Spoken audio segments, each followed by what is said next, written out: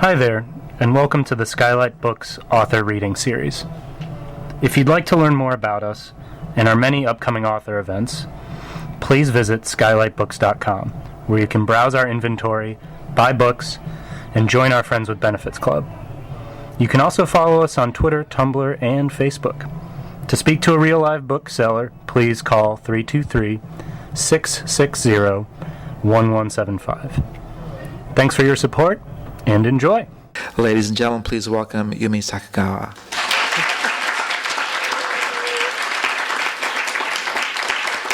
Hi, everyone. Before I start, I really have to thank Skylight Books, especially Jen, because they're so supportive of small indie press, DIY self-published mini comics and zines, and honestly, if it weren't for her just randomly coming across my table at LA Zine Fest, I probably wouldn't be here showing my second book to you guys. So thank you, Skylight Books, and thank you all of you for being here tonight. So for today, I'm going to be reading 2 excerpts from my book, Your Illustrated Guide to Becoming One with the Universe, in addition to a few older meditation comics I've never showed to anyone before, except for maybe the 5 people who've come across my Flickr page, which I don't update anymore, or my photo bucket page. Gosh, I'm dating myself. And quite possibly another story completely not related to the book, if we have time. So this is lesson 2 from Your Illustrated Guide to Becoming One with the Universe. I'm starting with this lesson because it's about mindfulness and paying attention, 2 things which I actually have a really difficult time doing, and I think all of us as a society just have a hard time doing with all our iPhones and Twitter and Instagram. So this is a reminder to myself and to all of you guys to pay attention and listen. Lesson 2, pay attention and listen. The universe is always trying to tell you something. Like clues to who you are as a human being, why you are here, your true purpose in life, your secret wish, what makes you happy, what crazy leap of faith you should take right now, what dreams you should follow, how you can truly feel at peace. However, many of us are unable to receive these important messages. We are too busy listening to our regrets, grudges, anger, annoyances, to-do lists, bad memories, worst-case scenarios, worries, unfulfilled desires, anxieties, fantasies about the future, insecurities, sadness, judgments, self-doubts, blah, blah, blah. How can we possibly feel oneness with the universe if we aren't creating any space to really listen to what the universe is trying to tell us?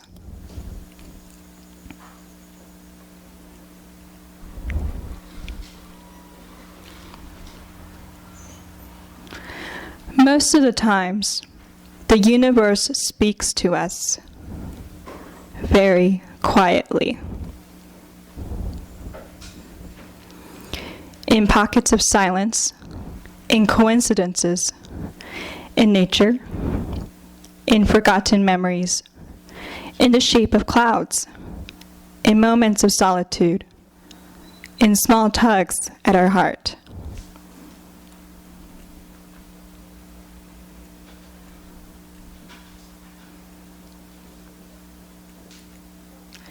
When we completely calm the murky waves of our mind to truly pay attention and listen, we can clearly see what is reflected above and what lies beneath the surface.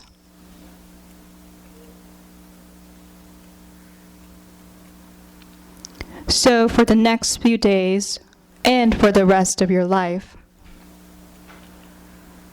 pay attention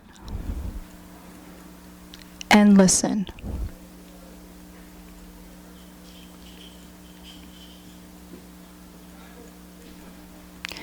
Your assignment from the universe.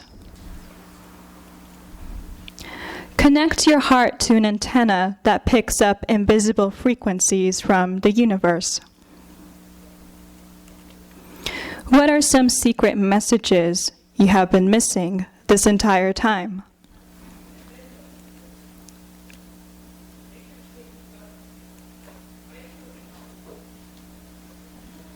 The end.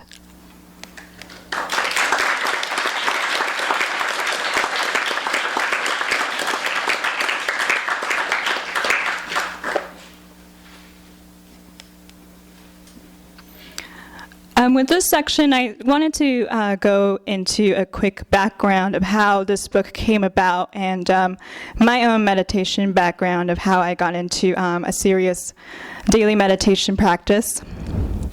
So back in 2008, I was depressed out of my mind. And coincidentally, I had a really good friend whom I met in Japan lend me a copy of Eckhart Tolle's A New Earth. And around the same time, my partner David, he also lent me an audiobook of David Lynch's Catching the Big Fish, read by David Lynch himself. So please get the audiobook, not the book. It's so worth it to hear David Lynch whisper secrets into your ear at night. It's amazing. I bring these two books up because I am a bit of a self-help junkie, but I feel like these two books were the books that I always look back at as books that have changed my life. I feel like with Eckhart Tolle, he was the first spirituality, new age, self-help author who really gave me a visceral experience of feeling a shift in consciousness from a low level, I sound so LA right now, but a low frequency level to a slightly higher frequency level that sort of gave me the strength through difficult times. And with David Lynch, I think I was really inspired that a film director who isn't necessarily a meditation expert or some sort of guru just was so inspired by his meditation practice and how it helped his artistic practice that he wrote a book about it, and it really inspired me to with my own artistic practice. So after reading these two books, I really got into meditation, and it really influenced my drawings. And these are all drawings from 2008 through 2010, and they're sort of precursors to the meditation drawings that I would later make, in addition to my more conventional fictional narrative comics. I drew a lot of people sort of floating in space. Well, I still do that, so that's nothing's changed. This is probably one of my first meditation comics when I was getting into it, and I think back then I was just so impacted by how it helped me and how it really made me see the world in a different way that looking back on it now, I feel like I was sort of obsessed with pinning down with words and image how this practice influenced my way of thinking, my way of living, my day-to-day emotional experience. So I'll quickly read this. How I feel when I meditate. All the junk in my head transforms into a wonderful light. I see fire. My iris becomes the moon in the sky. Something tells me that everything is going to be okay. Okay. And this is when I used to end my comics with the end, because I guess I didn't trust my readers to know that this is the end of the comic. How I feel after I meditate. My own hands look really strange. Even the glow of a street lamp at night looks something like a religious epiphany. Everything happens for a reason. The end. This is your mind. This is your mind on meditation. Any questions? Don't dwell on the future. Future self, 1 year from now. Future self, 2 years from now. Everything you need to be completely 100% happy is right here. And know the end. This is probably one of the earliest illustrated meditation guides I made for myself. And I was inspired to start making illustrated meditation guides because I think meditation is such an abstract thing, and I think a lot of people are intimidated by whether or not they're doing it right or what technique to do it. And I was actually a bit surprised as I got into meditation that there aren't more visual guides to meditation. I really feel that it helps for me to pin down these very abstract, intangible things into drawings. So, and this just never made it into any of my meditation zines. So today was my first time after a few years revisiting this comic. How to listen to the spaces between your thoughts, an illustrated guide. Step 1, listen to your thoughts. I'm so busy these days, I don't have time to blah, blah, blah. Step 2, I'm hungry right now. Imagine your thoughts being transcribed on a giant screen as you are thinking them. I'm hungry right now. I really want some fish tacos, but there's... Step 3, notice the spaces between your thoughts.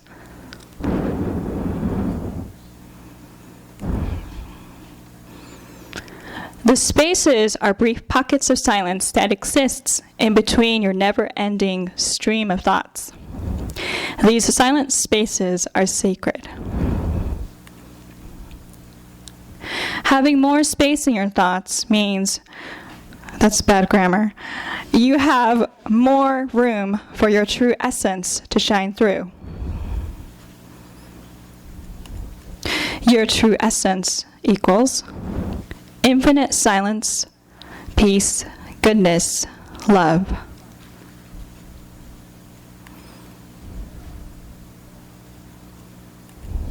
So start listening to the silent spaces in your thoughts and enjoy the wells of peace that exist within them. The end.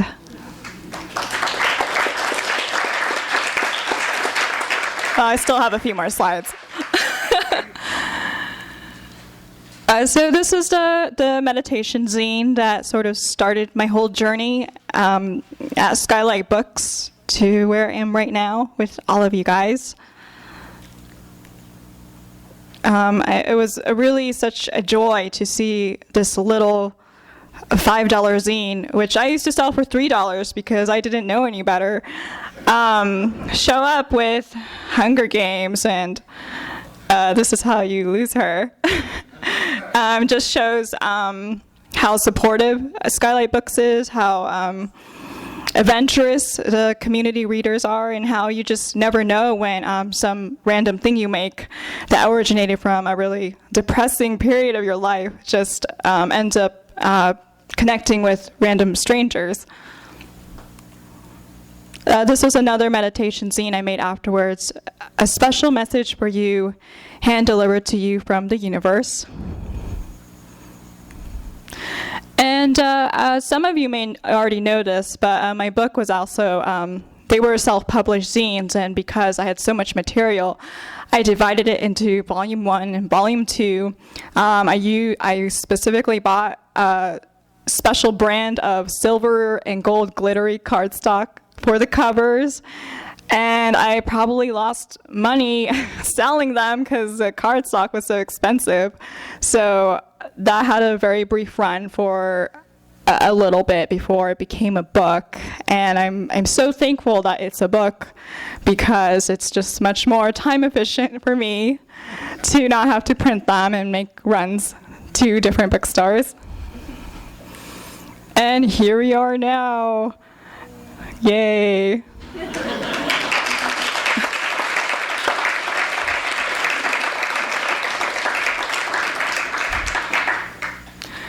So I'm going to be reading one more excerpt from your illustrated guide to Becoming One with the Universe.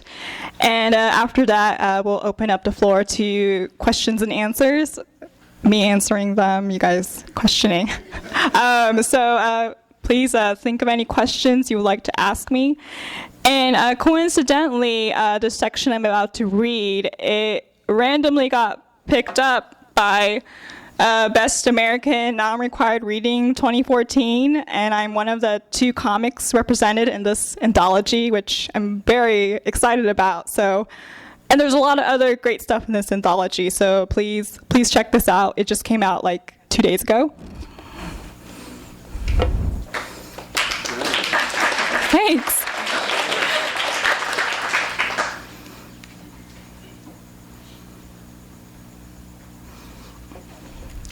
Lesson 6.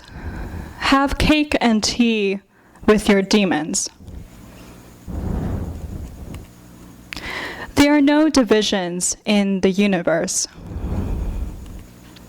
The universe is oneness. The universe just is. So it is no wonder that many of us feel disconnected from the universe. When we shun our own darkness, our weaknesses, our anger, our sadness, our shame, our pain, we are disconnecting ourselves from the full spectrum of elements that exist within ourselves and the rest of the universe. We are not just light. We are not just darkness.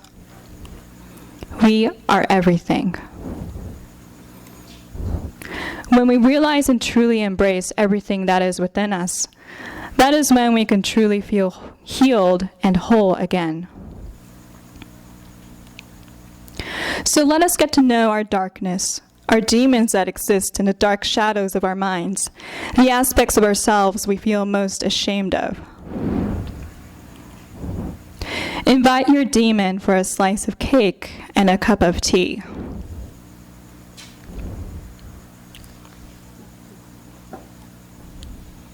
So,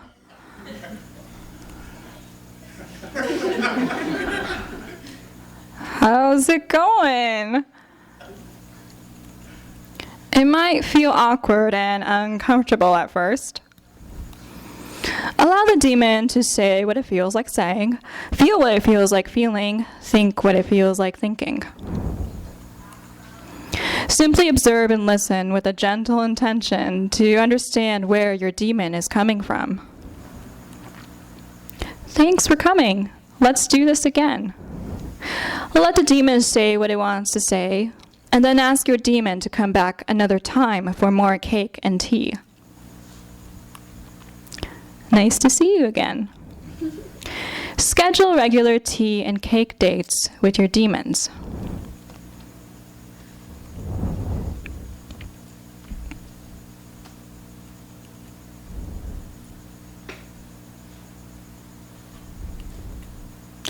Sometimes your demon will give you something in return for your understanding and kindness, something you can only receive for having the courage to face your darkness.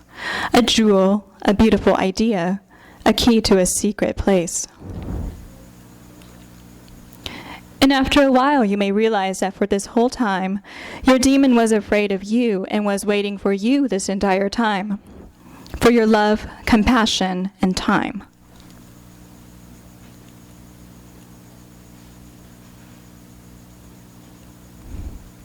Your assignment from the universe. Prepare different cake and tea combinations for your different demons. For example, for your sad demons, for your unforgiving demons, for your jealous demons, for your angry demons. Once you have gotten to know a good majority of your demons, organize a dance party.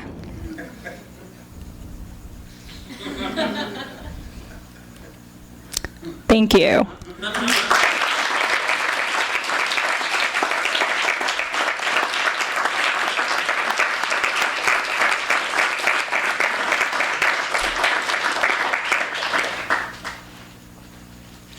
Yes.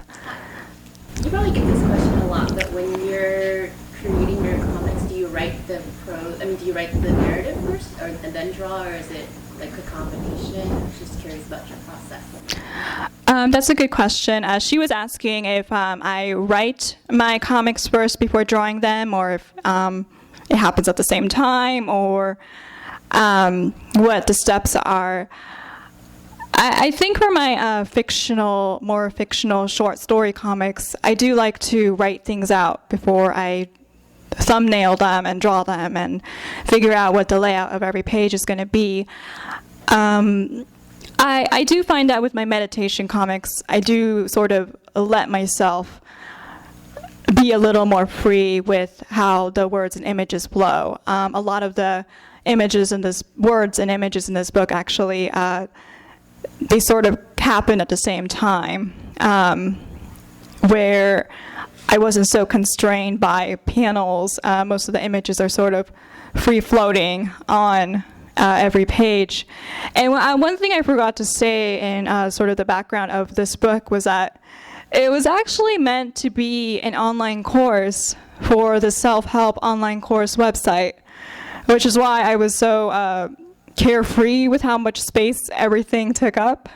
And the only reason it didn't happen was because this woman whom I was in contact with, she was in contact with me right up to the point when the online course was about to get published, and she never got back to me. So that's the only reason why it never happened. And I'm a little thankful for that, because I think it ended up being an interesting mini comic two-volume set series, and then it became a book. So that was sort of the weird journey this book took. So yeah, I usually do words before images, but in this case, it sort of all flowed out at the same time. Any other questions? Yes? I have a lot of your themes that are really great. Thank you. Great. There's a lot of things in them that are like these kind of exercises that are really fantastical, but also very specific, like the having cake and tea with your demons thing. Mm-hmm. And I was just wondering for the reader, like what your intent is there, like as far as implementing those like assignments and stuff. Because I remember even in the first one I got, which was like, there's no wrong way to meditate. There were some things in there that are like really adorable, and it was like those, like sit down with your like pain demon, and I can't remember the exact of it, but I was just curious how you, like, to what intent you expect the reader to implement those and how to do it. Well, I did sort of make them, that's a great question. I did make them fantastical a bit on purpose. I think, well, I used to also work for a self-help website, and you just come across so much cheesy material for guided visual meditations.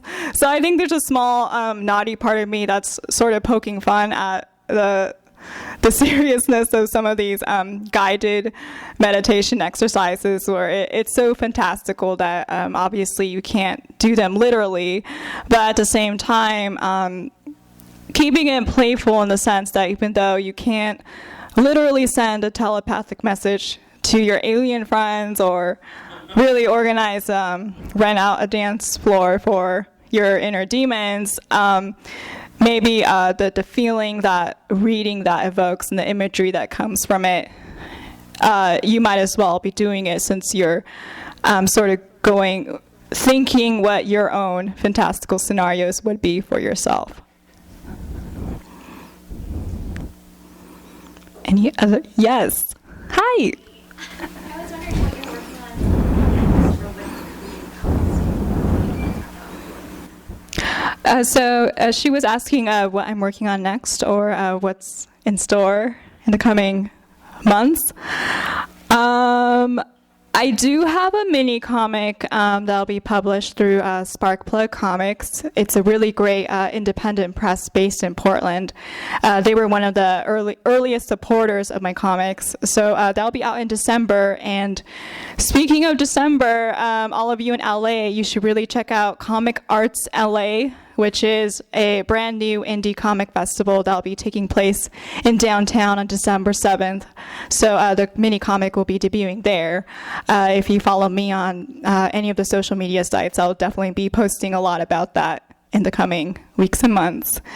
And other than that, I would like to put together an anthology of all of my short comic stories, because there's so much of them floating around now.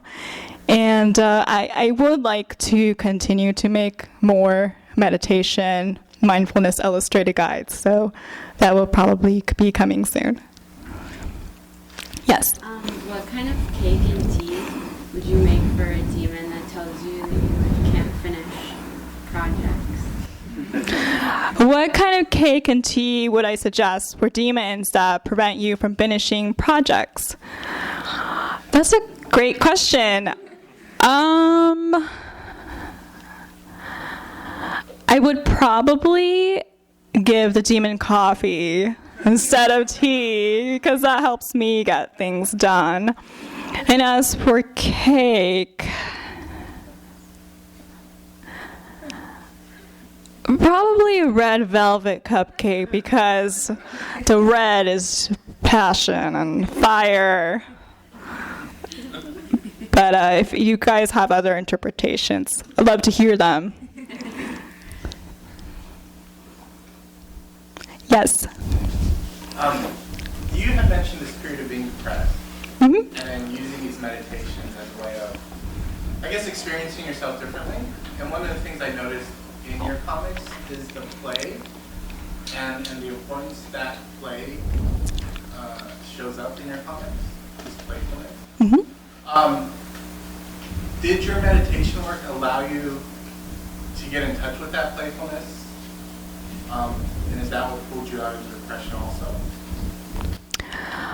That's a good question. Well, I think a big part of what pulled me out of depression during that particular period of my life was I was living in another country, working abroad, and I think coming back home helped me a lot.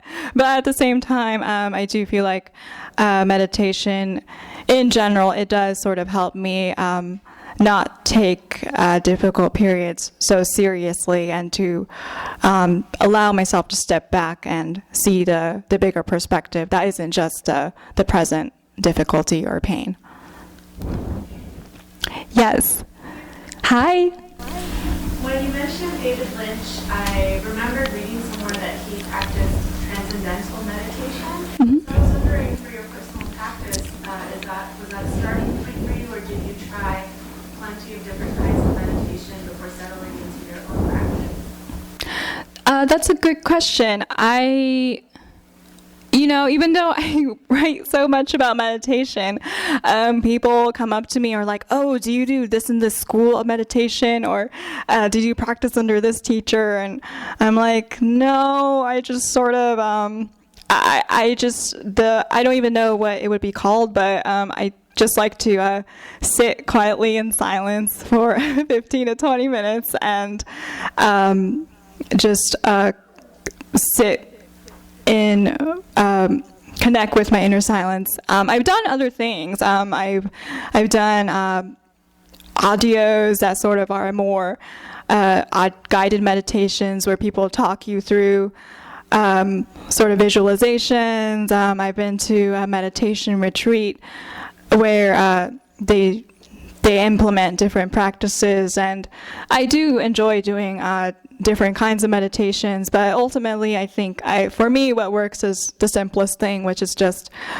sitting quietly in silence for 10 to 20 minutes and letting that silence unfold however it does, whether you really do connect with your inner silence or if your brain is nonstop chattering but you're still doing nothing. Those daily rituals help me the best. Yes? Kind of following along with that, is it odd to kind of traverse the boundary between being someone who's personally chronicling their meditation practice and becoming, by virtue of writing it, an authority? what's your comfort level with suddenly people thinking that you are, someone of authority that they should ask questions of?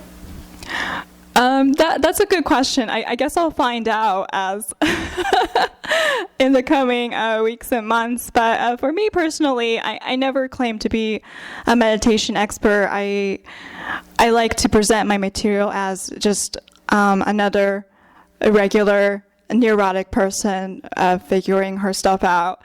And I do feel strongly that you don't have to be completely enlightened to share your life experiences with other people. You don't have to be a teacher or a guru or an expert to share your thoughts on topics and share with other people, whether it's your friends or complete strangers or people you've never met. So I like to position myself as a non-expert who's exploring this topic and inviting other people to join in on exploring this topic. And how much do you use meditation to visualize your page, or how much just comes out, or how much planning do you do with each page in the comic? Do you mean for this book or with comics in general? Comics in general. I do find with... The answer's different than either one, but whatever's the more interesting answer, how about that? Sure. I do find that with my meditation comics, as I was saying earlier, or I touched on earlier, I sort of let myself be what it is with as little planning as possible, because I sort of want it to be in the moment, since the topic is about mindfulness, letting go even if it's imperfect or doesn't look the ideal layout or whatever. Whereas with my short story comics, as some of you comic book artists in the crowd probably know, I do toil over every panel and layout, and it's a ridiculously slow process. So it's interesting to have both drawing styles and both topics, and how very different they are in their approaches. One is very meticulously planned and almost torturous and not fun, and the meditation drawing sort of allows me to be more playful and more organic with how the story and the words come out. Do you think there's an evolution there for you, something you'll take away in doing this book? I think so. I think one informs the other. So I do hope that with my other comics, things will feel a little looser and not as painstakingly slow. And maybe with my meditation comics, maybe for future stories, they'll have a little more rigidity, not rigidity, but a little more foundation in how things are laid out. So we'll see.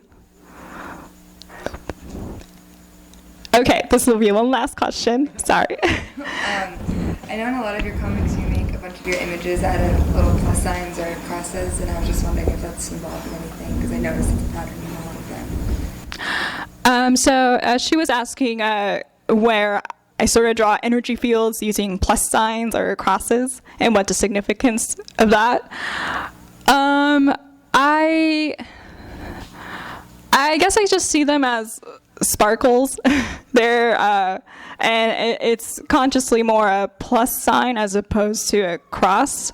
I think I just sort of like the universal symbol of a plus sign, meaning something is on, there is light.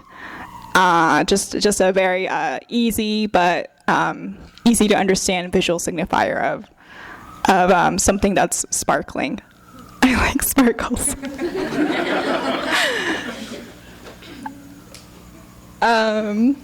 Yeah, one last question. Okay, one last question. Thanks, guys. Your work's amazing, and it seems like it isolates everything that sucks and gets it out of there. I think if you work like inside of a fortune cookie, and you're very much inside it, and nothing else matters when I look at your work. What happens if you come up with an idea that would be better suited to like Adbusters? Do you use it to toss it, or do you publish work under like a pseudonym or another, give it another outlet for your ideas that might be a little darker than the work you're showing us? To make sure I understand your question, do you mean if there's subject material that's darker or not peaceful, if I use a pseudonym or use other outlets. To rephrase it, your work's perfect, I think, for Tumblr. Like, I'd love to flip through and scroll down and look at your work and make me feel good. What about a book dedicated to the idea that, you know, the internet is basically dragging that and emptying me into a meaningless existence, you know? What do you do with ideas that go that way? Do you just eliminate them, or do you put them creatively into something? That's a good question. Offline opinion is too long, I don't know. Email or something. No, I'm trying to think how to answer that question. You know, it's funny. I guess I used to do more publicly post more other drawings with darker subject material that was very different from the sort of things I post now. And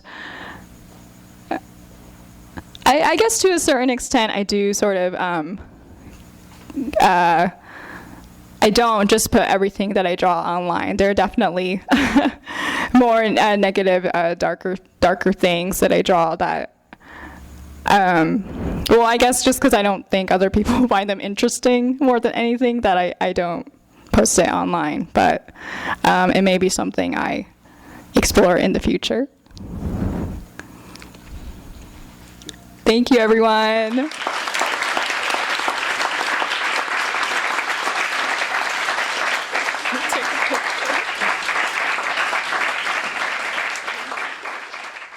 You've been listening to the Skylight Books author reading series. Don't forget, you can listen to this and all our other great podcasts at skylightbooks.com. Thanks again for stopping by, and we hope to see you soon.